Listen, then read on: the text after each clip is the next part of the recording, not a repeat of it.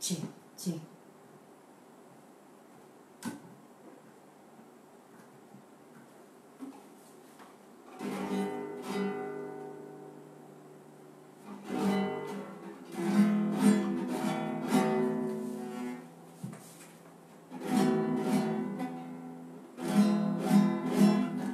Baik, shalom semua. Selamat siang, jumpa lagi siang ini bersama-sama dalam hadirat Tuhan.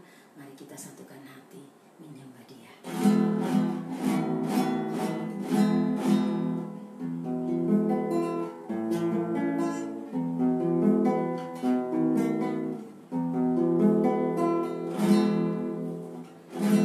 Di hadapan hadirat-Mu, ya Bapa,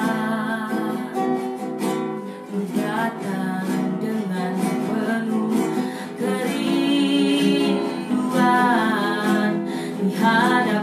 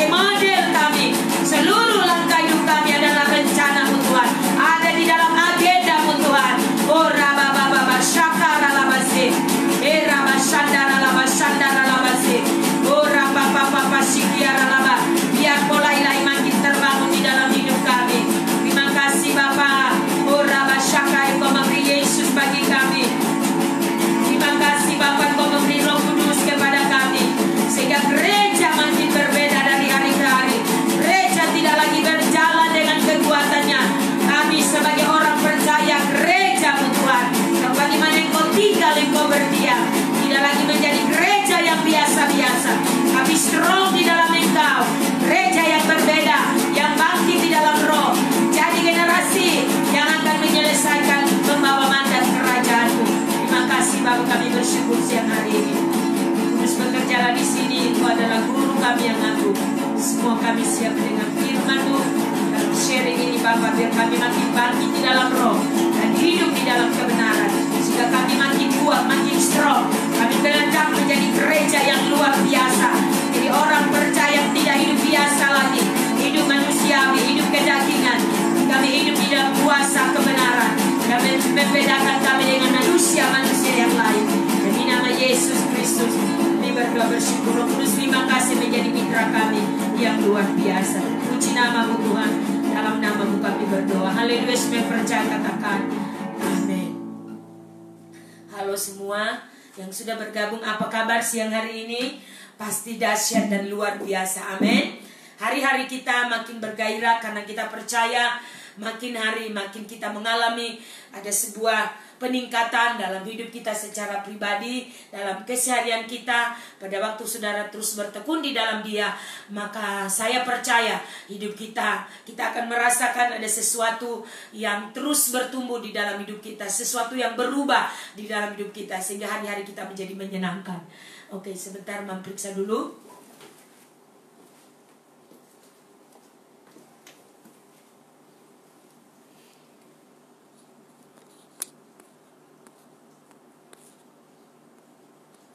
Halo semua, sudah siap semua, sudah ready di kamera. Ibu Vera di ujung pandang, apa kabar? Nita di Kanada, apa kabar? Semua keluarga rohani, Nona Pesta, Ibu Yanti, Ibu Lucy yang selalu, ya, Ibu Yunike, ya semua yang sudah, Ibu Sin, ya semua yang sudah tersedia. Mari kita bersama-sama.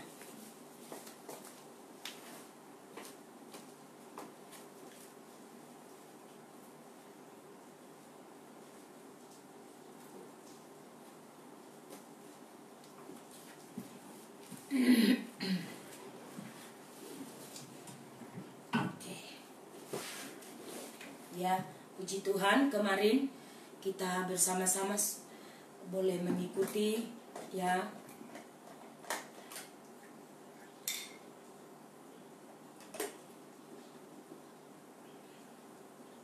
unsur Kristus di dalam kita, ya. Bagaimana Paulus mencontohkan, menyaksikan bagaimana kehidupan Paulus sendiri. Dia benar-benar tidak hidup lagi dalam daging. Hidup yang dia hidupi adalah hidup oleh karena Kristus. Amin. Jadi saudara dan saya pun harus memiliki komitmen dari hari ke hari kita makin bertumbuh di dalam Dia. Oke? Kali ini kita akan belajar bersama. Ya, Yesus adalah Adam kedua. Dia adalah model bagi kita. Dia itu adalah manusianya Allah. Ya, mari kita lihat bersama-sama Kisah Para Rasul 2 ayat 22. Kisah Para Rasul 2 ayat yang ke-22. Kita lihat di situ Kisah Para Rasul 2 ayatnya yang ke-22. Ya.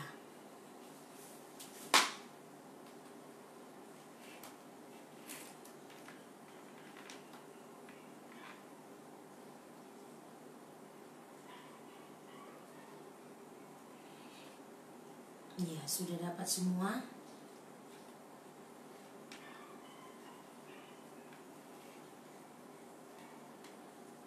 Kisah Para Rasul 2, ya, kita lihat di situ Kisah Para Rasul 2 ayat 22. Kalau sudah dapat kita akan baca bersama-sama. Kisah Para Rasul 2, Kisah Para Rasul 2 ayat 22.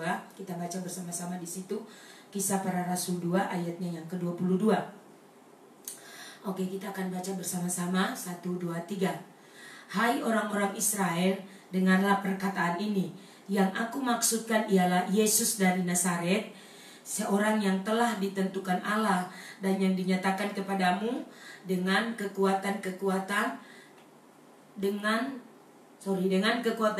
dan mujizat-mujizat dan tanda-tanda yang dilakukan oleh Allah dengan perantaraan Dia di tengah-tengah kamu, seperti yang kamu tahu.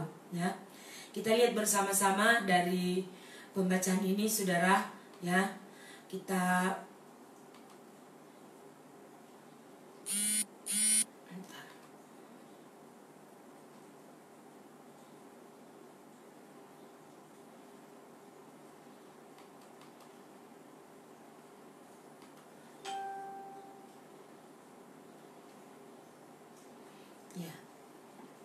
Dalam terjemahan Firman Alam Hidup dikatakan begini.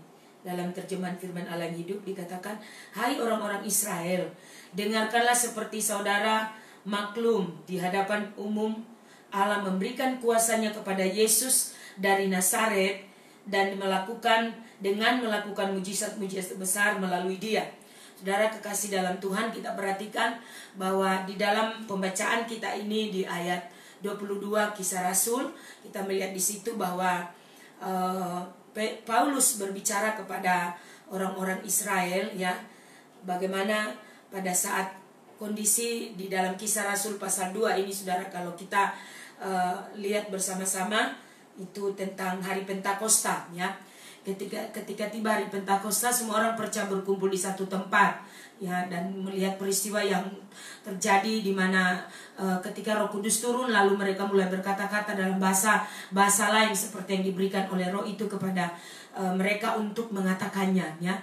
Waktu itu di Yerusalem diam orang Yahudi dan yang saleh dari segala bangsa di bawah kolong langit. Kalau kita baca seterusnya sampai kita lihat bagaimana khotbah daripada Petrus di ayat 14, pasal 2 ayat 14 ini, saudara. Lalu kita lihat mulai dari ayatnya yang ke 22, ya, ini bagaimana Petrus berkhotbah. Tadi salah ngomong Paulus. Bagaimana Petrus berkhotbah dengan luar biasa, ya. Dikatakan di ayat 1, dan barang siapa yang berseru kepada nama Tuhan akan diselamatkan. Bagaimana kondisi pada saat pencurahan roh, di mana semua orang mengalami lawatan Tuhan. Semua orang mulai mengalami bagaimana manifestasi Roh Kudus melalui bahasa-bahasa yang tidak dimengerti. Sehingga saudara, kalau kita baca di sini, kita temukan di sini kita melihat di ayat 22 ini, kalau kita perhatikan bahwa Yesus adalah Adam kedua, dia itu manusianya Allah. Kisah Para Rasul pasal 2 22 ini memberikan pengertian kepada kita hal-hal yang harus benar-benar kita dapat memahami bahwa dia itu adalah manusia. Yang kedua, dia itu adalah manusianya Allah. Ini bisa berdiam di dalamnya, Tuhan bisa dibentuk di dalamnya, ya. Saya percaya juga bahwa saudara dan saya, ya, untuk kita benar-benar mengalami Kristus berdiam di dalam kita, Kristus yang ada di dalam kita seperti kesaksian Paulus, maka kita pun akan mengalami bagaimana Tuhan bekerja diam di dalam kita, dan Tuhan makin menyatakan, memanifestasikan dirinya melalui hidup kita sebagaimana Yesus anak adalah model, ya, dia adalah manusia yang menggenapi semua pengetahuan tentang Allah. Jadi Yesus menggenapkan semua pengetahuan tentang Allah, ya, tentang Bapaknya. Semua langkah hidupnya adalah rencana Tuhan. Jadi semua langkah hidup daripada Yesus ditentukan untuk datang ke dunia, ya, diutus ke dunia untuk menyelamatkan saudara dan saya. Itu semua adalah rencana Allah, rencana Bapa, ya, rencana Tuhan bagi hidupnya. Dan hidupnya ada di dalam petanya Tuhan. Yesus selesaikan, ya. Kalau kita lihat pada waktu dia mengalami proses disalib, ya, namun oleh kehendakmu. Karena Yesus benar-benar menunjukkan ketaatan. Dia tidak berjalan dengan agendanya sendiri, ya, dia berjalan dengan agenda Bapa. Dia menggenapi apa yang menjadi, karena hidupnya sudah ada di dalam petanya Tuhan. Jadi hidup saudara dan saya juga harus sadar, kita harus benar-benar memiliki kesadaran penuh bahwa hidup kita ada di dalam petanya Tuhan. Semasih di dalam kandungan ibu, Tuhan sudah berkata, sebelum Tuhan membentuk kita dalam rahim kita, yang tayang tadi malam, bahwa hidup kita adalah peta, hidup kita adalah partnernya Tuhan. Coba kita lihat sama-sama dulu. Tadi malam bicara di Ibrani pasal 3, ya. Di Ibrani pasal 3 di sana, ya, coba kita lihat sebentar. Sebab kita sudah dipanggil, kita sudah dipisahkan, ya, dari kehidupan kita yang terhilang, hidup kita yang ada di dalam gelap. Kita dipisahkan, ya, dan kita Yesus.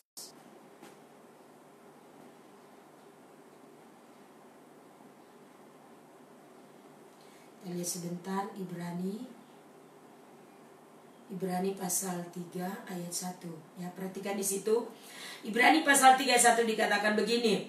Sebab itu hai saudara-saudara yang kudus yang mendapat bagian dalam panggilan surgawi, pandanglah kepada rasul dan imam besar yang kita akui, yaitu Yesus. Jadi Yesus adalah model, Yesus adalah imam besar yang ditetapkan oleh Allah itu sendiri. Dan kita adalah partnernya. Ketika kita menjadi percaya, kita hidup di dalam Dia, kita terus dibangun di dalam Dia, maka kita menjadi partnernya Allah di bumi. Kita menjadi partnernya Tuhan di bumi. Sehingga di sini dikatakan saudara-saudara yang kudus. Hai saudara-saudara yang kudus. Apakah saudara orang-orang yang kudus? Amin. Karena saudara dikuduskan oleh kebenaran. Kebenaran terus membaharui hidup kita dari waktu ke waktu, sehingga menjadikan hidup kita yang tidak layak menjadi layak. Kita makin dikuduskan, makin disucikan hidup kita. Ketika kita berbuat kebenaran, kekudusannya menjadi makin nyata di dalam hidup kita. Kita berkata Allah itu kudus, maka kita harus kudus, karena tidak ada seorang pun dapat melihat Tuhan tanpa ada kekudusan. Amin. Jadi hidup kita betapa penting dari hari ke hari. Dengan kita terus dibangun, dengan kita terus dipolakan dari waktu ke waktu, maka artinya kita adalah partnernya Tuhan. Kita adalah orang-orang yang akan mengerjakan apa yang menjadi agenda Tuhan di bumi ini. Amin. Dikatakan di sini, hai saudara-saudara yang kudus yang mendapat bagian dalam panggilan surgawi. Perhatikan kata yang mendapat bagian. Jadi artinya saudara, tidak semua orang mendapat bagian, tetapi engkau dan saya adalah orang-orang yang ditentukan. Jika saudara menyadari bahwa jalan-jalan hidupmu hari-hari yang kau lalui adalah hari-hari yang kita jalani di dalam kebenaran, dan engkau tidak lagi hidup di dalam dosa, engkau tidak lagi hidup di dalam kedagingan, tetapi terus sadar hidup di dalam kebenaran, maka engkau adalah orang-orang kudus itu yang mendapat bagian yang spesial daripada Allah. Karena kita ditetapkan menjadi partnernya, kita dipanggil, kita dipilih, kita dikhususkan. Dikatakan di sini yang mendapat bagian dalam panggilan surgawi. Apa itu panggilan surgawi? Itu yang Paulus saksikan di dalam Korintus. Di sana dikatakan, aku melupakan apa yang ada di belakangku dan berlari-lari kepada panggilan surgawi. Pada tujuannya itu panggilan surgawi dari Allah Tuhan kita Yesus Kristus. Amin. Kita percaya bahwa kita semua sedang berlomba, kita sedang berlari untuk menggenapi panggilan Tuhan, panggilan surgawi. Bagi Paulus, panggilan surgawi ini panggilan yang bukan sembarang panggilan. Dan saya dan saudara pun harus menyadari bahwa setiap kita yang sudah dipilih oleh Tuhan, kita adalah orang-orang dikuduskan. Kita buku Petrus katakan, imamat yang bangsa yang kudus, imamat yang rajani, umat kepunyaan Allah. Apakah saudara adalah umat kepunyaan Allah? Jika saudara adalah umat kepunyaan Allah, Allah tidak akan pernah membiarkan kita hidup liar. Tuhan tidak akan membiarkan kita hidup liar. Pada saat saudara sudah menjadi tawanan rohnya, dimanapun kita pergi dan kita berada, Roh Kudus akan selalu hadir untuk menjamah kita, menjangkau kita, terus menuntun kita kepada seluruh kebenaran. Sehingga makin hari hidup kita tentu makin berbeda. Kita makin memancarkan kekudusan Tuhan, kita makin memancarkan kemuliaan hadiratnya. Karena untuk itulah saudara dan saya dipanggil, yaitu memancarkan kemuliaan hadirat Allah itu sendiri. Dikatakan di sini di ayat 1 pasal 3 kitab Ibrani bahwa yang mendapat bagian dalam panggilan surgawi. Lalu kalimat berikutnya dikatakan, pandanglah kepada rasul dan imam besar yang kita akui, yaitu Yesus. Amin. Siapa Yesus itu? Dia adalah imam besar. Ayat yang kedua dikatakan yang setia kepada Dia yang telah menetapkannya, sebagaimana Musa pun setia dalam segenap rumahnya. Amin. Yang setia, Yesus begitu setia kepada Bapanya, sehingga Dia benar-benar dinyatakan sebagai imam besar. Dia diangkat, Dia dipilih, Dia ditetapkan sebagai imam besar. Dan jika kita belajar tentang keimamatan Melkisedek, maka kita akan tahu siapa itu Yesus yang sesungguhnya. Kita tidak lagi bergerak dalam keimamatan Harun dan lain-lain dalam seperti yang terjadi dalam perjanjian lama, tapi kita di dalam keimamatan Melkisedek, yaitu Yesus itu sendiri yang dilantik sebagai imam besar, akan mengimani kita semua. Dia yang memegang keimamatan itu. Amin. Imam besar kita yang setia, yaitu Yesus. Imam besar kita yang kita akui, yaitu Yesus. Katakan amin. Nah, itu sebabnya saudara perhatikan, di sini Dia itu manusia Allah. Dia tidak, ini terjadi karena Allah bisa berdiam di dalamnya, ya. Ini terjadi karena di dalam seluruh kehidupan pribadi Yesus adalah kehidupan Allah, kehidupan Bapa. Amin. Tuhan bisa dibentuk di dalamnya. Jadi saudara, kehidupan Yesus begitu luar biasa dalam ketaatan dan kesetiaan kepada Bapaknya. Kalau kita baca di Yohanes sana, kita melihat bagaimana Yesus berkata, aku tidak berkata dari diriku sendiri, tetapi apa yang aku katakan itu berasal daripada Bapa. Amin. Jadi begitu Yesus memiliki ketergantungan. Yesus begitu memiliki hubungan yang erat dengan Bapaknya, keintiman dengan Bapaknya, tidak terpisahkan. Bukan karena anak lalu dia memanifestasikan dirinya sembarang, tetapi benar-benar dia mendengarkan apa kata Bapa. Dia menyampaikan, dia melakukan segala sesuatu bukan dari apa yang dia inginkan, tapi Alkitab di sini mengatakan bahwa dia hidupnya adalah petanya Tuhan. Jadi Tuhan telah memetakan di dalam diri Yesus apa yang akan dilaksanakan, apa yang dikerjakan, apa yang dilakukan oleh Yesus untuk seluruh dunia, sehingga dunia beroleh jalan selamat. Orang-orang yang mengakui dan orang-orang percaya, termasuk saudara dan saya, beroleh jalan selamat. Katakan amin. Ya, dikatakan di sini hidupnya ada dalam petanya Tuhan dan dia menjadi model. Jadi Yesus adalah model kita. Ya, model hidupnya ada di dalam agendanya Bapa. Jadi apa yang menjadi agenda Bapa ada di dalam hidup Yesus. Ya, saudara dan saya juga harus sadar bahwa gereja, orang percaya, kita membawa mandat kerajaan. Agenda Tuhan harus menjadi nomor 1 dalam hidup kita. Apa yang menjadi keinginan Tuhan? Surga menjadi nyata di bumi ini. Oleh karena itu kita ada dibangun di dalam sistem kerajaannya, sehingga kita menjadi kuat. Kita menjadi warga kerajaan Allah. Kita menjadi orang-orang yang hidup di dalam hukum-hukum Allah. Apa yang ada di sorga itu boleh dipolakan, ada di bumi, dinyatakan di bumi. Dan saudara dan saya adalah orang-orang yang akan merepresentasikan. Karena kalau kita terus dibangun secara akurat, firman kebenaran terus di-download bagi kita dan membangun seluruh hidup kita, maka saya percaya hidup kita makin berbeda dari hari ke hari. Kita tidak lagi hidup kata Roma, hidup serupa dengan, jangan engkau menjadi serupa dengan dunia ini, tetapi berubahlah oleh pembaharuan budimu. Katakan amin. Jadi saudara, kalau kita lihat hidup Tuhan, hidup Yesus adalah hidup yang benar-benar menyatakan rencana Tuhan. Kalau kita lihat ayat 23 di pembacaan tadi saudara, coba kita lihat kembali ke Kisah Rasul tadi ya, Kisah Para Rasul pasal 2. Ayatnya yang ke-23, coba saudara kita lihat di situ dikatakan Dia yang diserahkan Allah menurut maksudnya dan rencananya telah kamu salibkan dan kamu bunuh oleh tangan bangsa-bangsa durhaka. Ini perkataan Petrus waktu dia berkhotbah kepada orang-orang Yahudi dan orang-orang Israel yang ada pada saat itu. Ya, dikatakan di sini. Tetapi Allah, ayat 24, tetapi Allah membangkitkan dia, ya, dengan melepaskan dia dari sengsara maut, karena tidak mungkin ia tetap berada dalam kuasa maut itu. Ya, saudara, yang berikut saudara kita perhatikan bahwa yang keempat, dia adalah anak yang dikorbankan. Jadi dia satu-satunya, dia anak Allah yang tunggal yang dikorbankan untuk apa? Menebus segala dosa isi dunia.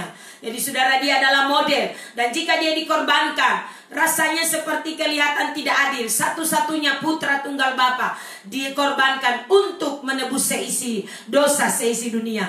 Maka saudara dan saya, mari jangan kita sia-siakan hidup. Hidup kita sudah ditebus. Kita ada di dunia ini bukan sekedar mengejar ambisi kita, mengejar kesenangan kita, mengejar tujuan-tujuan kita, tetapi kita membawa mandat kerajaan. Hidup kita menjadi suratan yang terbuka. Hidup kita membawa mandat itu, sehingga dimanapun kita pergi, kita berada, hidup kita senantiasa dapat menjadi saksi, menjadi berkat bagi orang lain. Jadi mari kita belajar, kalau Yesus dikorbankan, satu-satunya anak yang dikorbankan, maka kita pun mampu, kita memiliki sikap rela berkorban untuk membayar harga, menjalani hidup rohani makin setia, makin gila-gilaan, makin habis-habisan dengan Tuhan. Itu yang harus kita lakukan. Amin. Kita tidak lagi hidup menyenangkan daging kita, karena pada akhirnya semua masuk di dalam neraka. Tapi pada saat saudara sadar hidup kita menyenangkan Allah, maka hari-hari kita pun kita akan menuai hari-hari yang menyenangkan. Ingat, Alkitab berkata apa yang kita tabur itu yang kita tuai.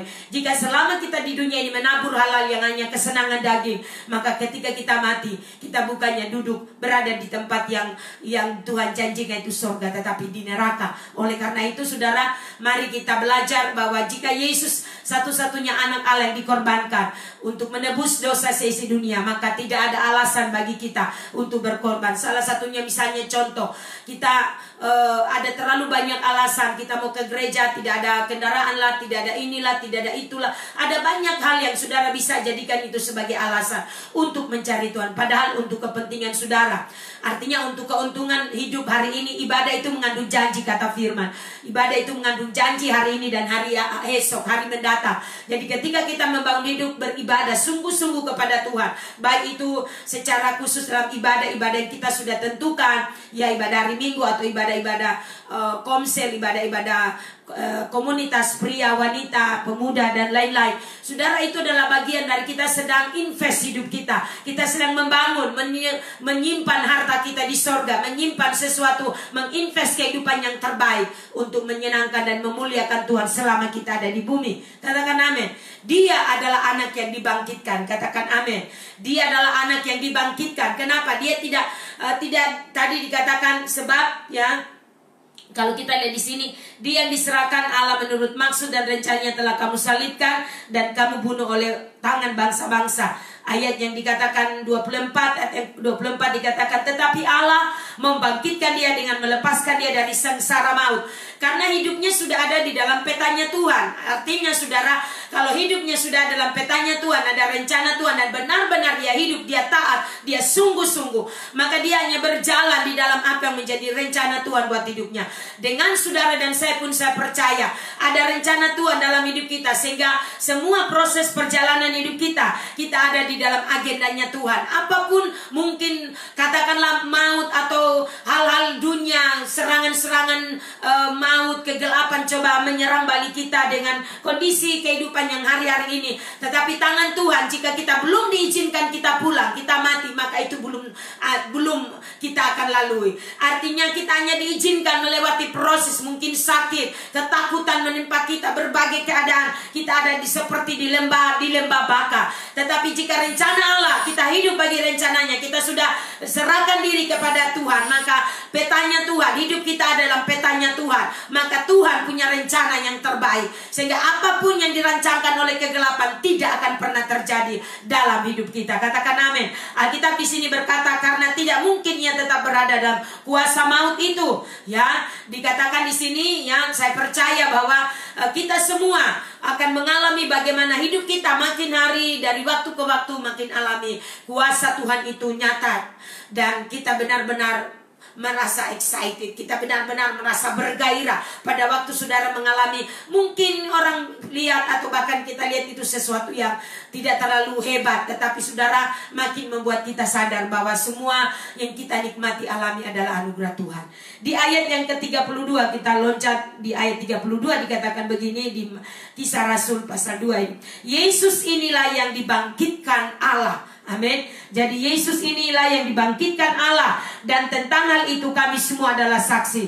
Ini bagaimana para rasul, para murid dan para rasulnya di waktu melihat, menyaksikan dia dibangkitkan. Ya, pada waktu itu masih murid ya. Setelah itu Yesus terangkat naik ke surga, baru mereka dilantik menjadi para rasul-rasul. Amin.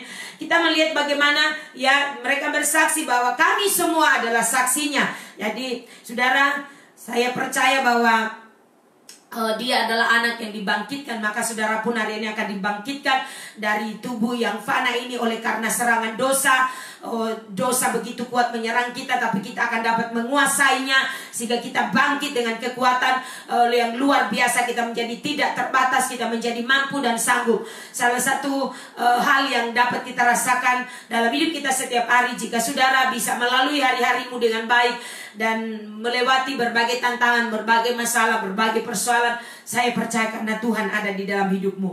Dia berjanji, dia selalu menyertai kita. Dia anak yang ditinggikan dan duduk di sebelah kanan Allah Bapa. Di ayat yang ke-33, kalau saudara lihat di situ, di Kisah Rasul 2 ayat 33, dan sesudah ia ditinggikan oleh tangan kanan Allah dan menerima Roh Kudus yang dijanjikan itu, maka dicurahkannya apa yang kamu lihat dan dengar di sini. Amin.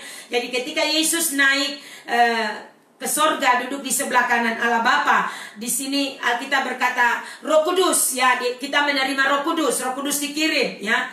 Ya, Roh Kudus dijanjikan itu, maka dicurahkannya apa yang kamu lihat dan dengar di sini. Maksudnya apa yang didengar dan dilihat oleh orang-orang Yahudi pada saat itu ketika hari pencurahan, hari Pantekosta. Amin. Sehingga ini menjadi kesaksian ya.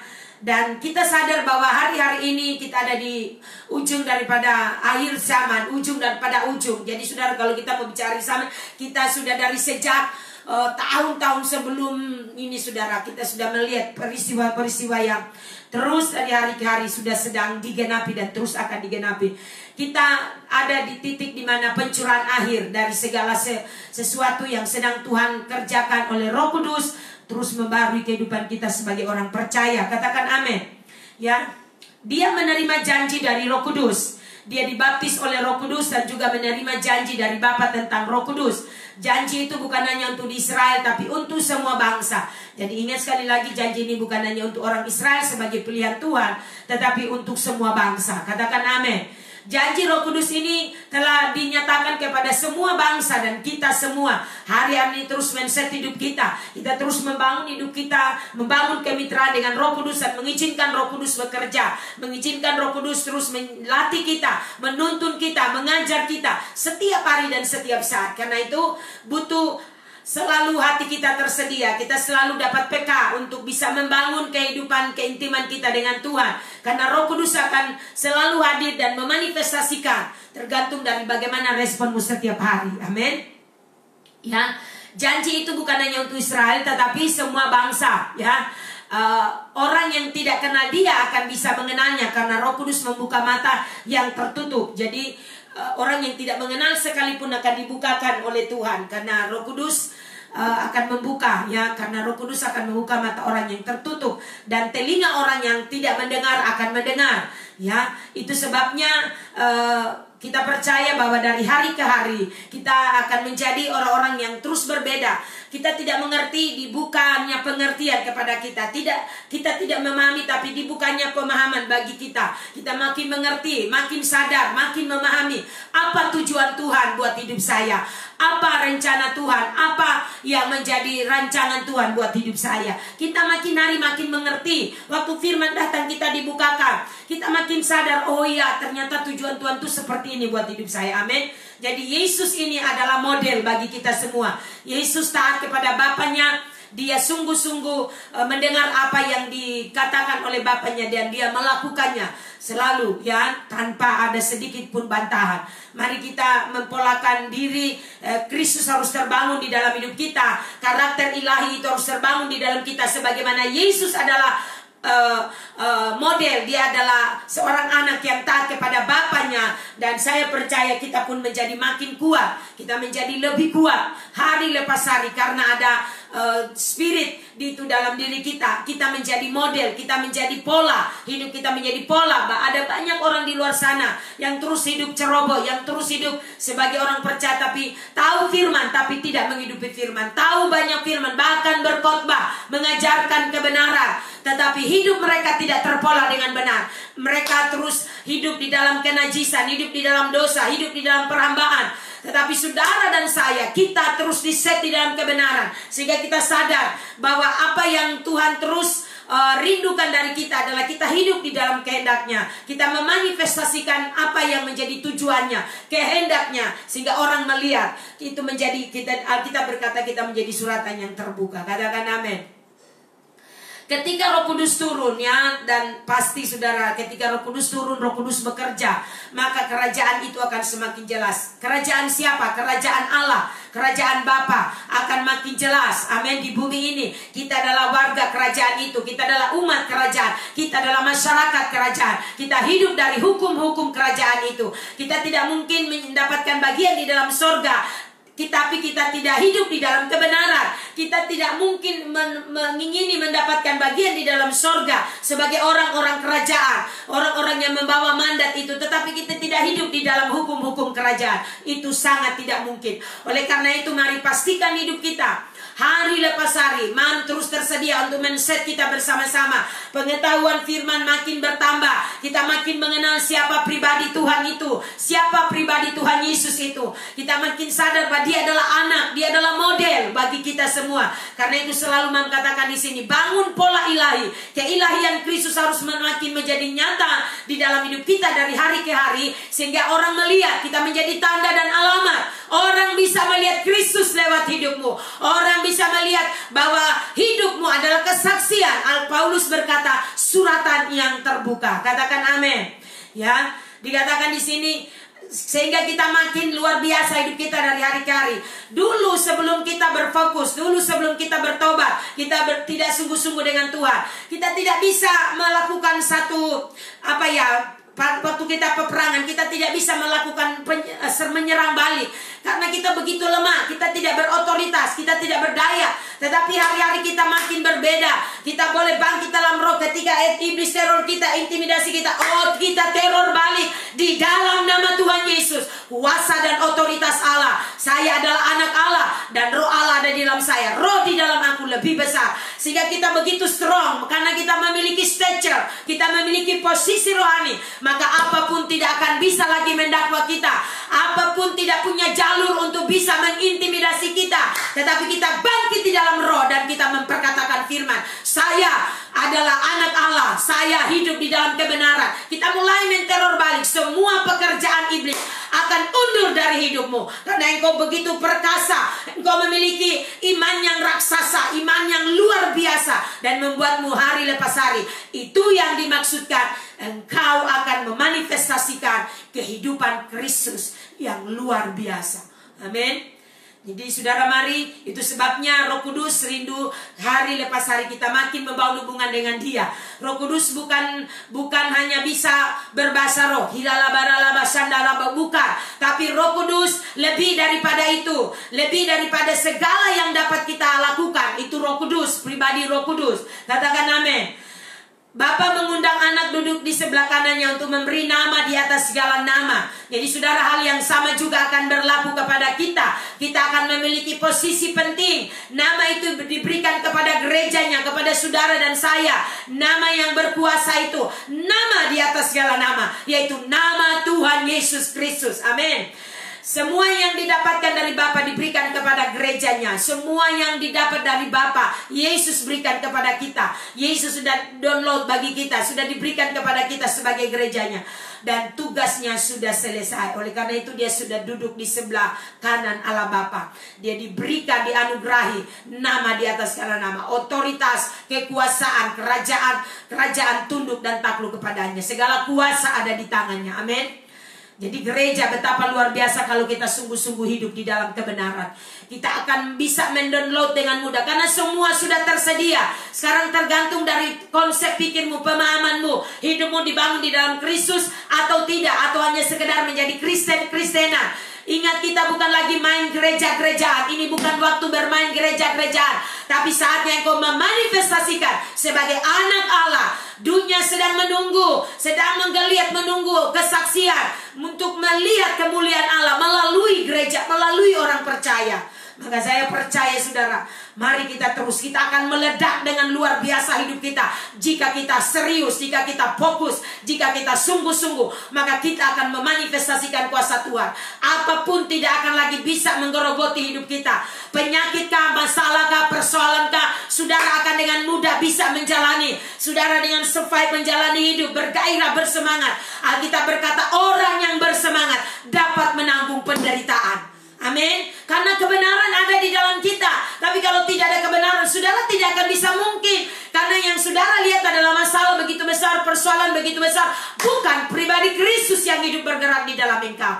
Oh, ini waktunya saya bernubuat kepada engkau. Hidupmu tak akan sama lagi. Karena Kristus akan makin menyatakan diri lewat hidupmu. Hidup yang terpola di dalam kebenaran. Hidup yang terpola. Maka engkau akan memanifestasikan kuasa Tuhan lewat hidupmu. Engkau tidak lagi melihat pribadimu yang begitu terbatas, yang tidak berdaya. Itu dulu, sekarang tidak lagi. Amin. Dan pastikan, karena engkau terus hidup di dalam kebenaran, engkau makin memanifestasikan kuasa kebenaran itu, kuasa firman yang berdaulat itu. Kita mulai doa, dimensi roh itu bekerja secara intensif dari hari ke hari. Terus kita membangun, memperkatakan firman, deklarasi firman, deklarasikan setiap hari apa yang tidak mungkin jadi mungkin. Saudara, amin. Sehingga kita terus dapat survive menjalani hidup ini. Kita terus enjoy menjalani hidup. Apapun tidak lagi menjadi kendala, tidak lagi menjadi masalah yang berat. Amin.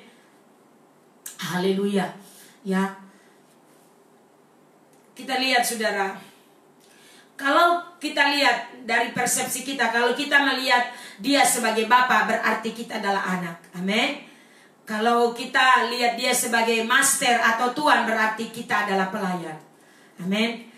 Tergantung dimensi mana yang kita lihat. Kalau kita melihat dia sebagai bapa, artinya kita adalah anak. Dalam hal ini contoh misalnya kita memandang dia adalah bapa yang baik, artinya engkau adalah anak. Amin. Engkau berkata misalnya dalam pujian, Bapa engkau sungguh baik. Waktu saudara nyanyi, saudara benar-benar merasakan kebaikan Bapa itu dalam hidup. Artinya engkau adalah anak yang sedang memanifestasikan porsi anak untuk mengagumi dia, untuk melalui pujian engkau mengagumi dia, menyatakan bahwa engkau begitu baik. Jadi sesuatu yang saudara alami, sesuatu yang saudara rasakan di dalam hidup ini, Bapa engkau sungguh baik. Jadi tergantung saudara bagaimana saudara memandang. Kalau saudara merasakan kita dalam porsi bagian di mana engkau sebagai melihat dia sebagai bapa, artinya saudara akan memanifestasikan diri sebagai seorang anak. Jika kita anak, artinya kita terus taat. Kalau kita melihat sebagai tuan di atas segala tuan, maka artinya kita adalah pelayan. Pelayan di sini bicara sebagai hamba. Kita akan selalu rendah hati, kita akan selalu dapat melakukan apa yang menjadi tujuan dan melayani dengan hati yang sungguh-sungguh. Melakukan bagian sebagai seorang hamba, sebagai seorang pelayan. Amin. Karena dia adalah Tuhan. Kita menyembah dia, dia adalah raja di atas segala raja, Tuhan di atas segala Tuhan. Amin. Jadi tergantung dari dimensi mana kita lihat. Janji Bapa kepada kita sudah diberi, yaitu Roh Kudus. Amin. Yang sudah mengirim Roh Kudus, dan hari-hari ini adalah pencurahan terakhir. Karena itu gereja harus terus memanifestasikan kehidupan yang terus berbeda dari hari ke hari. Kita harus mengizinkan Tuhan terus memakai hidup kita.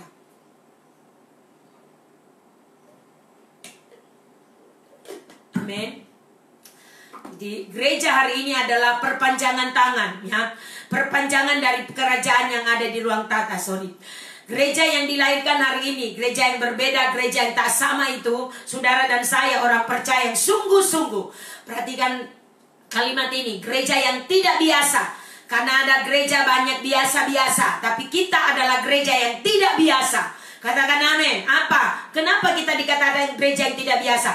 Gereja yang terus berfokus membangun hidup di dalam dia. Kita terus memanifestasikan hidup terbangun secara akurat. Pola ilahi terbangun secara akurat. Kita tidak lagi secara agamawi melakukan segala aktivitas rohani, tetapi kita sadar bahwa semua yang kita lakukan adalah sesuatu yang kita bangun benar-benar dengan penuh kesadaran. Kita terus membangun kesadaran, kecenderungan hati kita akan realita hadiratnya. Kecenderungan hati kita akan kebenaran itu akan terus mendorong kita sehingga kita terhubung secara akurat. Katakan amin.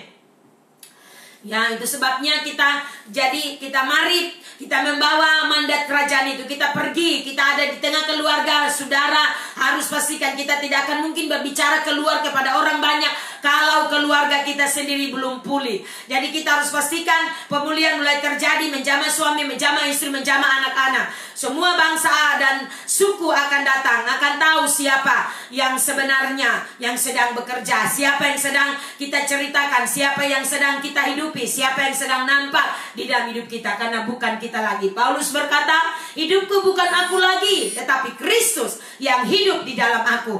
Dan hidup yang kuhidup sekarang di dalam daging bukan lagi aku, tetapi Kristus. Jadi kehidupan secara jasmani Paulus tidak lagi berjalan dalam agenda pribadi, dalam kehidupan tujuan ambisi pribadinya, tetapi dalam seluruh aspek. Entah dia, ya kalau kita dapat katakan, kalaupun seperti kita bekerja dalam aktivitas apapun, sebagai dalam profesi apapun kita membawa Kristus. Kita menjadi suratan yang dapat dibaca. Hidup kita adalah karena Kristus. Kita terus memuliakan Kristus lewat hidup kita. Katakan amin. Ya, itu sebabnya mari kita membawa pelayanan pemulihannya bangsa, suku-suku, orang-orang yang hari-hari ini membutuhkan ya pelayanan. Biarlah kita mari mau menjawab kebutuhan itu, memperlengkapi mereka. Manifestasi kerajaan Tuhan di bumi adalah apa, saudara? Apa manifestasinya? Kerajaan Tuhan di bumi adalah apa, saudara? Untuk menyatakan apa yang terjadi di surga. Jadi manifestasi kerajaan Tuhan di bumi adalah menyatakan apa yang terjadi di surga terjadi di bumi. Sehingga kalau kita berdoa, datanglah kerajaanmu, jadilah kehendakmu di bumi seperti di surga. Jadi surga kita tarik turun di bumi, terjadi di bumi. Amin. Pujian berkata, kerajaanmu datanglah, kehendakmu jadilah di bumi seperti di surga. Jadi saudara, jangan semua lata nyanyi, tapi kita sedang menyatakan kerajaan yang ada di surga. Kerajaan surga itu nyata di bumi. Kerajaan surga itu kita mulai setiap orang mengalami. Karena ketika saudara berjumpa dengan Tuhan, maka itu di sana yang kau akan alami. Pemerintahan Tuhan mulai menjadi nyata. Jadi sebenarnya sadar atau tidak, kerajaan surga itu sudah ada dalam hidupmu. Karena pemerintahan Tuhan ada. Jadi kalau kerajaan ada, tidak ada lagi perambaan. Jadi saudara harus sadar itu. Kalau hidupmu ada dalam pemerintahan Tuhan, Tuhan yang berkuasa, pola ilahi terbangun, kau hidup di dalam hukum-hukum kerajaan. Artinya kerajaan itu sudah ada di dalam hidupmu, dalam keluargamu. Jadi kalau saudara masih ada perambaan, cek, masih ada hal yang kau tidak mengizinkan Tuhan untuk bekerja. Engkau sendiri tidak berespon, engkau sendiri tidak mau mengubah pola pikirmu, engkau tidak men-set hidupmu. Sehingga masih ada bagian-bagian hidupmu yang lain dikuasai oleh kerajaan lain. Kerajaan apa? Kerajaan neraka, kerajaan kedagingan, hal-hal duniawi. Tapi kalau engkau memberikan seluruhnya kepada Tuhan, maka pemerintahan Tuhan itu ada nyata di dalam hidupmu. Cek hidupmu. Katakan amin. Masih ada apa? Perambaan-perambaan apa?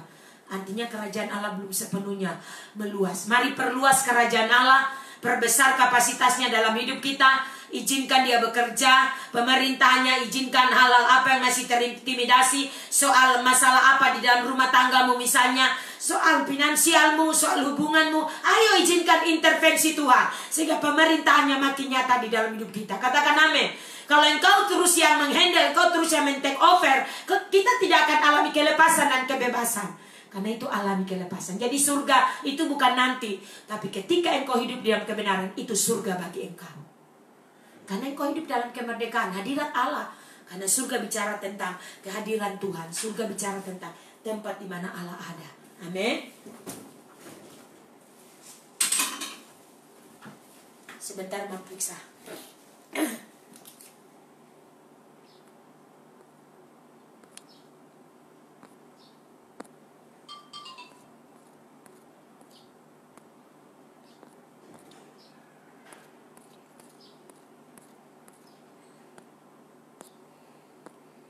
Haleluya.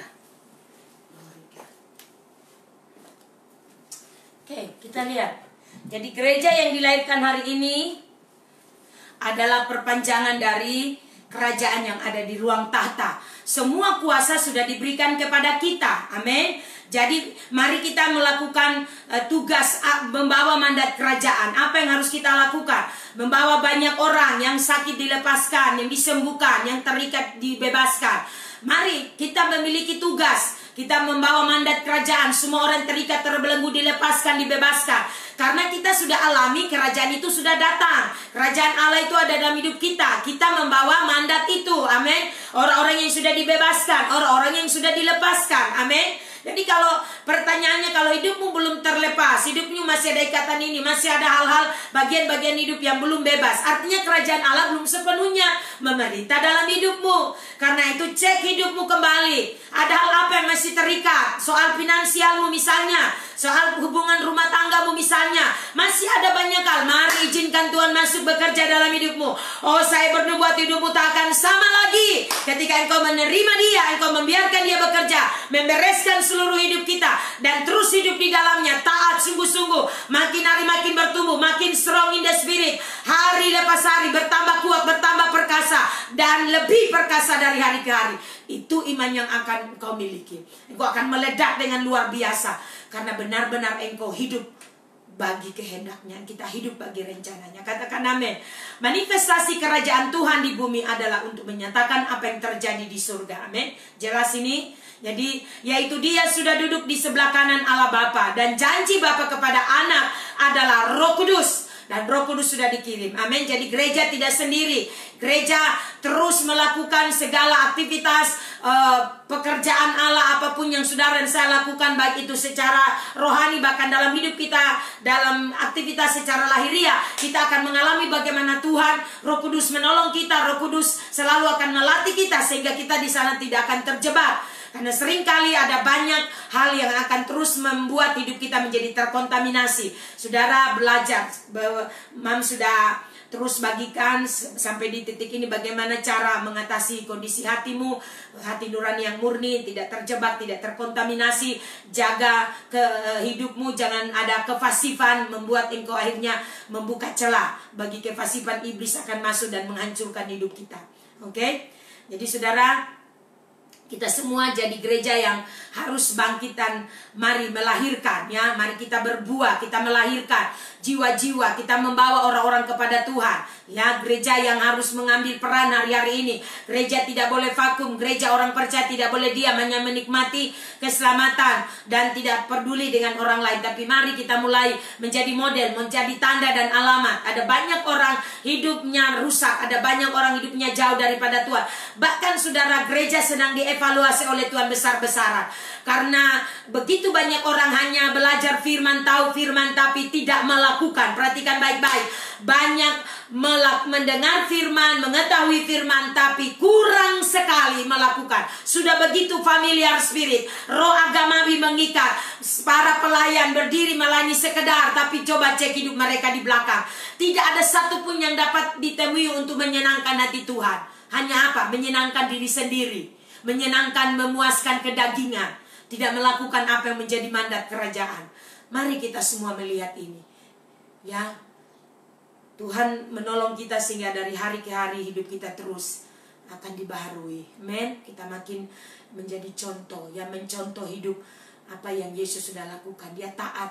Setiap hari bangun pagi-pagi berdoa, dan seringkali dia menyingkir ke bukit. Nah, berdoa, melakukan apa yang dia sudah Bapa agendakan. Sudah hidupnya ada di dalam petanya Bapa. Karena hidupnya ada dalam petanya Bapa, Bapa mengontrol hidupnya. Amin. Jadi dia penuh dengan ketaatan, penundukan diri sepenuhnya kepada Bapanya. Katakan amin. Kalau kita adalah anak, maka kita sama seperti Yesus adalah anak. Katakan amin. Ingat sekali lagi saya ulangi, kalau kita adalah anak, tadi Mam bilang tergantung cara kita memandang. Kalau kita sebagai memandang dia Bapa, maka kita adalah anak. Nah sekarang kalau kita sadar kita adalah anak, maka kita sama dengan Yesus. Yesus juga sebagai anak, dia telah taat pada Bapanya sampai mati di kayu salib. Katakan amin. Jadi apa yang dilakukannya bisa kita lakukan. Perhatikan baik-baik. Apa yang Yesus lakukan bisa kita lakukan. Jadi tidak ada alasan bagi kita. Katakan amin. Jadi apa yang dia lakukan bisa kita lakukan ketika kita menjadi contoh hidupnya. Ketika kita mencontoh hidupnya. Kalau kita dibangun mencontoh hidup Yesus, taat dalam ketaatannya, dalam kerendahan hatinya. Kita berkata apa? Belajarlah kepadaku karena aku lemah lembut dan rendah hati. Amin. Apa yang Yesus sudah dalam masa hidupnya dia telah berikan kepada kita, itu adalah blueprint kita. Kita diberi contoh, kita mendapatkan contoh yang akurat, dan kita harus terus membangun hidup kita hari lepas hari. Kita terus di-set. Ada hal-hal yang belum akurat, kita perlu mungkin bayar harga untuk melepaskan semua. Katakan amin. Di dalam roh, mari saudara semua, saya memanggil semua anak-anak rohani, seluruh keluarga rohani di Jemaat GB Apostolik Timika, baik ada di kota Timika, bahkan yang punya jaringan dengan kita di luar kota Timika, bahkan di luar negeri. Saya berdoa, ya mari kita semua bersama-sama bangkit di dalam roh. Kita harus menjaga hidup kita makin strong, makin kuat. Jaga langkah kita, amankan hidup kita. Karena setiap hari kita akan terus mengalami bagaimana Roh Kudus akan terus bekerja memakai hidup kita. Dan saudara, kita harus meresponi. Karena ketika saudara meresponi, engkau akan makin mengalami keintiman, makin mengalami hal-hal yang besar akan diberikan kepada kita. Untuk apa? Untuk memuliakan namanya, untuk menyatakan kebesaran, kehebatan namanya melalui kehidupan kita. Amin. Jadi saudara, mari kita bangkit di dalam roh. Pastikan hidup kita tetap strong. Jaga kesehatan kita. Tubuh kita harus sehat. Jangan saudara main-main. Kalau engkau tidak sehat, Kita tidak akan bisa berperang melawan setan. Kita tidak akan bisa berperang menghancurkan pekerjaan neraka. Oleh karena itu engkau harus sehat. Jaga hidupmu, amankan dirimu dengan baik. Jangan takut pada penyakit, kematian. Itu adalah musuh terakhir kita. Ingat baik-baik. Kalau saudara takut, saudara artinya menyerah sebelum berperang. Mari terus bangkit di dalam roh. Pastikan engkau tetap strong di dalam Dia. Suplai makanan rohani yang bergizi, itu firman Allah, harus jadi asupan penting dalam hidupmu. Karena kita akan berperang. Peperangan ini tidak gampang, saudara. Peperangan ini bukan hal yang mudah. Tetapi saudara, engkau akan menang karena Kristus menyertai hidupmu. Penyakit akan datang, tetapi engkau akan bangkit di dalam roh. Kuasa Tuhan dinyatakan pada engkau. Engkau bisa melewati penyakit. Engkau bisa bersaksi maut, engkau bisa lewati. Karena Tuhan ada di dalam hidupmu. Oh, bersiaplah, gereja yang tak sama sedang dibangun oleh Tuhan, sedang dimunculkan oleh Tuhan. Dan akan menyatakan, gereja akan memanifestasikan surga itu menjadi nyata di bumi. Manifestasi surga itu akan nyata, sangat-sangat nyata di bumi ini. Apakah Anda tersedia? Engkau adalah dutanya, engkau adalah orang tepatnya. Bersiaplah, bangun hidupmu. Engkau dibangun bukan cuma isu kepentingan dirimu. Engkau dibangun bukan untuk kesenangan dirimu, tetapi engkau dibangun supaya engkau memanifestasikan Tuhan di bumi ini. Selama engkau masih hidup, selama engkau masih diberi kesempatan. Karena Dia mempercayakan kepada kita agenda kerajaan, mandat kerajaan. Mari bersama bangkit di dalam roh, terus strong, nyatakan kehidupanmu dari hari ke hari. Deklarasikan hidupmu tak sama lagi, karena Dia akan membuat musuh-musuh itu buat tumpuan kaki kita. Kita akan memerintah di antara musuh. Sion akan menjadi nyata. Dimensi Sion akan bekerja secara penuh. Apa itu Sion? Sion bicara tentang dimensi roh yang kuat, yang luar biasa akan nyata di dalam hidup kita. Dan itu sebabnya saudara, Sion harus makin menjadi nyata dalam hidup kita. Stature Sion, posisi itu harus kita dapatkan. Gereja, rumah kita, rumah Tuhan, rumah rohani kita harus benar-benar mengalami manifestasi Sion. Secara pribadi setiap keluarga rohani harus mengalami dimensi Sion. Terus latih setiap hari. Mam kemarin sudah bicara unsur Kristus di dalam diri kita. Kita harus menjaga jangan ada kefasipan di dalam hidup kita. Kita harus menjaga rasa lapar dan haus akan Tuhan. Terus bangun. Jangan sampai kehilangan lapar rohani di dalam dirimu. Engkau akan bahaya. Engkau akan mengalami kemerosotan. Tetapi ketika engkau terus menjaga rasa lapar akan hadirat Allah, engkau akan mengalami terus dikenyangkan, terus strong, terus kuat. Maka saya pastikan engkau dapat berperang, menghancurkan segala pekerjaan setan. Oh, musuh akan menyerang kita dengan segala tipuan-tipuan, segala intimidasi-intimidasi hari-hari ini dan hari-hari ke depan. Tetapi saya pastikan hidupmu tak akan sama lagi. Engkau bangkit dengan kuat, engkau bangkit dengan kekuatan yang perkasa, karena roh di dalam engkau. Engkau menjagai hidupmu kudus, hidupmu suci, tidak terkontaminasi dengan apapun. Saya pastikan siang hari ini, mari terus alami hal-hal yang berbeda, hal-hal yang luar biasa. Mulai Roh Kudus akan mendemonstrasikan melalui hidupmu. Maka berdoa biar engkau tetap peka, engkau tetap sadar setiap hari. Mari terus alami perubahan. Apa yang saudara lihat hari ini memburuk, hal-hal yang dunia kita lihat mulai terjadi kesulitan, kelaparan, serangan dari dunia. Kita tidak tahu setelah corona apa yang terjadi, tetapi yang pasti engkau punya porsi penting. Hidupmu dibangun dengan akurat, maka saya percaya engkau akan mampu dan sanggup untuk membuktikan engkau berkemenangan. Penyakit apapun tidak akan bisa menguasai engkau. Itu musuh kita terakhir. Katakan amin. Saya berdoa sebagai pemimpin memastikan kita semua mari bangkit di dalam roh, terus bergairah, doa di dalam roh, deklarasi firman, menyembah. Ingat dasarnya doa, penyembahan, deklarasi firman itu harus menjadi lifestyle kita. Terus bangun, terus bergairah, ekspresikan. Kemarin Mam sudah sampaikan, ekspresikan tubuhmu untuk memanifestasikan gerakan. Misalnya saudara berdoa menyembah dengan agresif, saudara harus menunjukkan, bukan lipat tangan begini seperti orang sedang menonton sesuatu lalu saudara ya labasanda, tidak mungkin saudara. Amin. Tapi engkau akan dengan gairah, engkau akan memanifestasikan penyembahan. Mungkin teracung tangan, mungkin kepalan tangan, mungkin seperti ini meninju-ninju. Itu adalah gaya, itu ekspresi.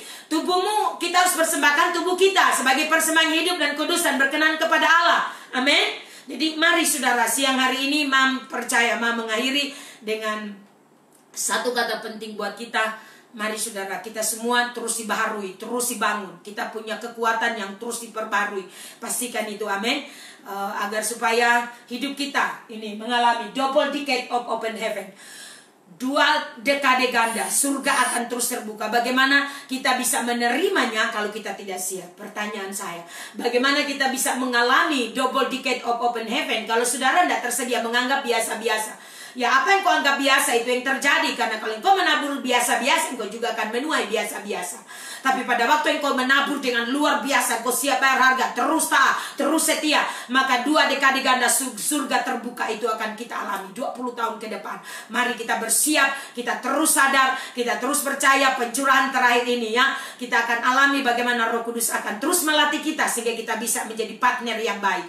Di bumi ini saudara akan memanifestasikan surga menjadi nyata di bumi karena ada orang-orang tepat dan orang-orang strategis. Tuhan memberkati kita semua. Jadikan Yesus anak Allah yang hidup itu adalah model kita, amin. Dia adalah model yang sudah memberi teladan bagi kita semua. Dan saya percaya kita juga dapat mencontoh hidupnya. Kita semua dapat meneladani hidupnya. Apa yang dia lakukan, dia semua saudara yang dia kerjakan, hidupnya sudah dipetakan oleh Bapa ya, di dalam peta agenda Bapa. Mari kita siang hari ini bersyukur kepada Tuhan ya, mempercaya Tuhan menolong kita semua dari hari ke hari,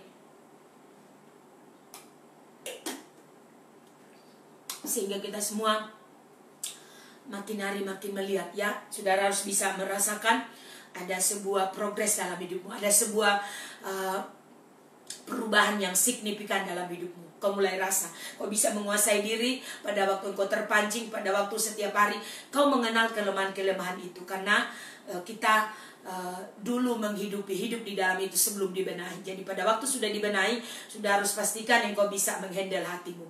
Terus menang, pastikan terus menang, mampu dan sanggup. Jangan saudara selalu punya kebiasaan yang buruk. Saudara harus mulai mengurangi itu dan terus belajar lakukan kehidupan di dalam mentaati firman, dengarkan Roh Kudus, minta Roh Kudus untuk membantu kita ya, untuk selalu tersedia. Dia selalu tersedia untuk menolong kita sebab Dia penolong kita ya. Mari kita berdoa, tundukkan kepala. Ayo serentak berdoa, jangan diam di ponselmu ya. Sementara live stream mulai doa, ikuti imam berdoa. Apa yang saudara doakan juga saudara, mari bersama-sama katakan yes, amin. Kami ikat, kami hancurkan segala pekerjaan setan. Oh Bapa, aku berdoa musim baru sudah datang bagi kami orang percaya, di mana musim ini sedang membawa kami untuk bangkit dan memanifestasikan Tuhan di dalam hidup kami secara pribadi, secara keluarga, komunitas bersama-sama. Bapa, hamba berdoa demi nama Tuhan kami Yesus Kristus, setiap orang percaya, anak-anak Tuhan, setiap kami tidak lagi hidup biasa-biasa, tetapi bangkit di dalam roh, memanifestasikan Tuhan yang terus bergerak dalam hidup kami di dalam Engkau, Engkau di dalam kami. Maka kami akan dapat melakukan perbuatan-perbuatan yang besar dan ajaib. Itu sebabnya siang ini hamba berdoa, oh Tuhan, firman-Mu sudah datang kepada kami. Yesus adalah model bagi kami, dan kami juga berdoa Tuhan, biar kami memiliki spirit seperti apa yang dialami oleh Tuhan. Tuhan Yesus menjadi taat, makin taat, mencontoh hidupnya, meneladani hidupnya. Dia bergantung sepenuhnya kepada Bapanya. Maka kami juga terus belajar dalam ketaatan, dalam kesetiaan. Hari-hari hidup kami yang kami jalani, kami menjadi makin kuat. Kami dapat berperang melawan pekerjaan setan, melawan serangan-serangan setan iblis dalam bentuk apapun, penyakit, tantangan-tantangan apapun. Kami berdoa dalam nama Yesus, bangun hidup kami Tuhan, supaya kami makin akurat, kami tersedia. Benahi hidup kami, koreksi hidup kami Roh Kudus, supaya hidup kami makin strong, makin kami berdiri memiliki posisi rohani, sehingga kami dapat menaklukkan segala musuh kami, segala pekerjaan setan, dan kami bangkit menyatakan kedahsyatannya Tuhan lewat hidup kami. Terima kasih Bapa, siang ini kami bersyukur.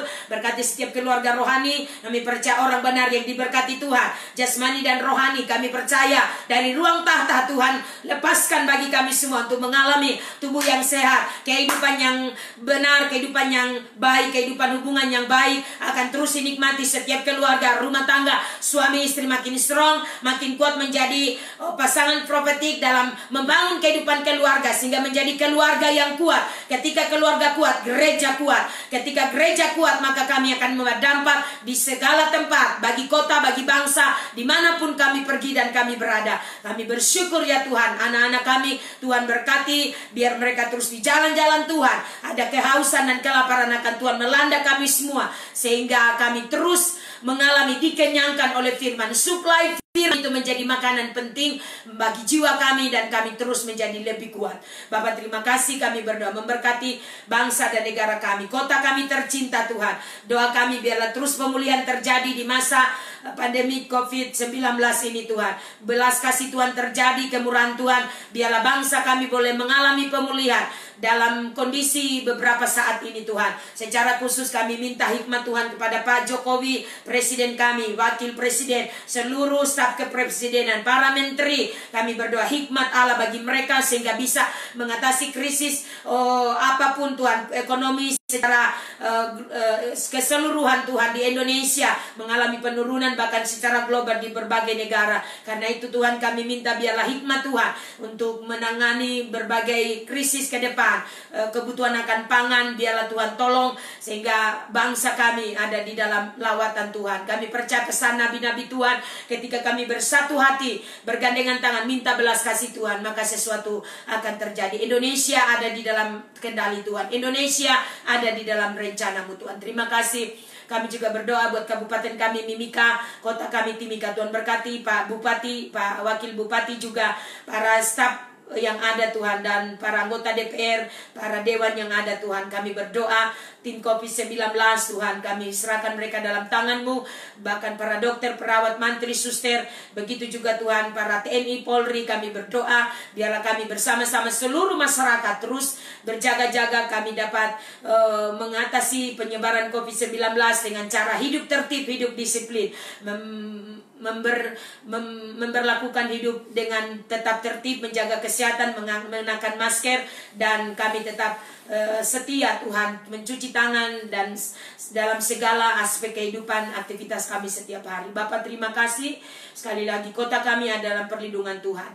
Orang-orang yang mungkin terpapar COVID-19, kami berdoa yang sakit makin berkurang dan bahkan tidak ada lagi, tapi yang sembuh bertambah banyak. Kami percaya tidak ada lagi COVID-19 kota Timika. Kami deklarasikan Timika bebas, Timika sembuh dari COVID-19, dan kami percaya atmosfer surgawi menaungi kota Timika. Terima kasih Bapak, segala puji bagi-Mu Tuhan. Terima kasih untuk siang hari ini. Kami percaya berkat anugerah Tuhan melimpahi kami, seluruh keluarga rohani yang terus mengalami berkat-berkat Tuhan. Ajar kami selalu percaya, selalu terus terbangun secara akurat, sadar semua karena anugerah Tuhan. Terima kasih. Kami berdoa buat anak Gisel yang berhari ulang tahun, berkat Allah mengalir tercurah buat anak ini dalam proses pertumbuhannya, kedua orang tuanya Pak Pandi dan istrinya. Tuhan berkati keluarga rumah tangganya terus menyenangkan, memuliakan Tuhan adalah kesukaan kami, dan biar lewat hidup mereka menjadi keluarga rohani dalam rumah rohani, melayani bersama-sama. Kami percaya berkat Allah mengalir tercurah buat putri mereka sehat dan kuat, bertambah pintar, bertambah cerdas, sehingga Gisel menjadi anak kebanggaan. Terima kasih Bapak. Kami berdoa seluruh jemaat, mungkin tidak ada yang sempat hamba sebutkan juga, Tuhan kiranya memberkati dan menolong yang berhari ulang tahun. Kiranya anugerah Allah melimpahi kami bersama-sama dan terus dibangun di dalam Engkau. Demi nama Yesus kami berdoa siang ini. Terpujilah nama Tuhan. Haleluya. Amin. Berkati kita semua. Shalom semua. Puji Tuhan, siang hari ini kita sudah selesai. Tuhan hanya memberkati kita semua. Ya, tetap satu hati, ya, satu roh, one heart, one spirit, one agenda, one destiny. Salam terobosan, salam akselerasi. Tetap mari perluas kapasitas kita, di-upgrade naik, ya, dan terus alami terobosan-terobosan itu dalam hidup kita. Tuhan berkati kita semua. Shalom, selamat siang dan selamat makan siang. Sampai bertemu. Mam infokan dari sini bahwa besok kita tidak ada live streaming, tapi kita gabung di doa puasa, ya. Karena kita sudah mulai bisa bersama-sama kembali normal. Jadi kita besok doa puasa jam 12 siang di lantai 2 menara doa kita ya, di atas. Ingat, tetap ikuti protokoler kesehatan, tetap memakai masker ya. Tuhan berkati kita semua dan shalom.